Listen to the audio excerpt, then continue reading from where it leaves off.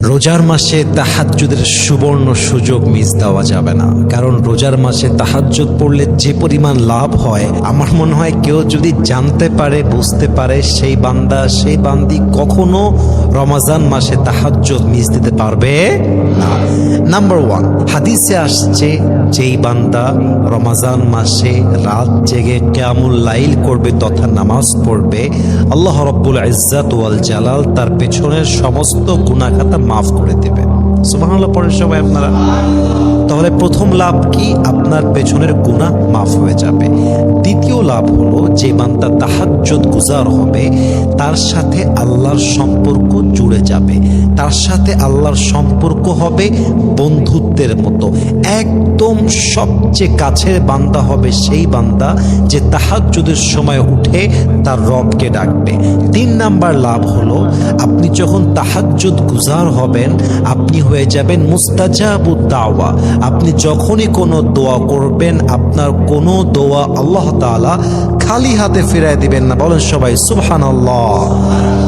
এই জন্য যদি আপনি চান আপনার দোয়া কবুল হোক, আপনি যদি চান আপনি আল্লাহর প্রিয় বান্দা হবেন, আপনি যদি চান আল্লাহর কাছে আপনার গ্রহণযোগ্যতা বাড়বে, আপনি যদি চান আল্লাহর খালেস বান্দা হবেন, তাহাজ্জুদ মিস দেওয়া যাবে না। তাহাজ্জুদের মাধ্যমেই একজন বান্দা আল্লাহর সবচেয়ে নিকটবর্তী হয়।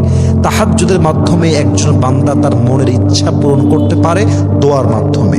এবং তাহাজ্জুদের সবচেয়ে বড় একটা লাভ হচ্ছে আল্লাহ আপনাকে দোজখ থেকে মুক্তি দান করে, আল্লাহ আপনাকে জাহান্নাম থেকে মুক্তি দান করে।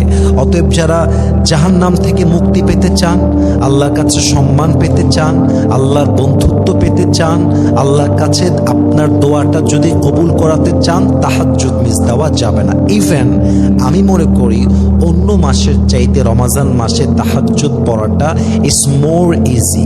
এর কারণটা কি? আমরা কিন্তু সাহারি খেতে উঠতেছি, এক ঢেলে 2 পাখি। সাহারি যেহেতু খেতে উঠতেই হবে, আমরা 10 মিনিট আগে উঠবো, অজু করে তাহাজ্জুদ পড়ে দোয়া করব। এই ছোট্ট একটা আমলের মাধ্যমে আপনার জীবন যে কত পরিবর্তন হবে, আপনার জীবনের কত দোয়া যে কবুল হবে, ইউ জাস্ট কান্ট ইমাজিন। আপনি কল্পনা করতে পারবেন না। এজন্য সবার কাছে আবদার, আর যাই হয়ে যাক রমাজান মাসে আমরা কোনোভাবে তাহাজ্জুদের মতো একটা গোল্ডেন চান্সকে আমরা মিস করবো না। আল্লাহ আমাদের সবাইকে তাহাজ্জুদটা কন্টিনিউ করার তৌফিক দান করুক, আমিন।